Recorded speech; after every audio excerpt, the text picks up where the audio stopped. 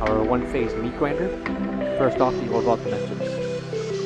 Left to right, we have a length of 7 inches, a depth of 15 inches, and the overall height of 18 inches. Measurements for the top tray holding the meat that falls into the neck, we have 9 3/4 inches in length,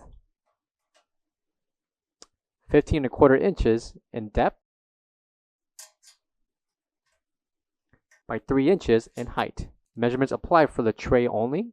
Coming to the front will be a slot, an area where the meat will fall into the neck, and the measurements for that slot will be 2 inches in radius. Also included will be the push tool to push the meat down. Coming to the front will be the blade, and the measurements or radius of the blade itself will be 3 inches.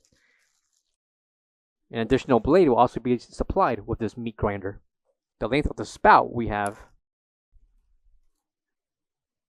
9 inches. Coming to the left side will be a turn screw, so when loosened, the spout can be removed.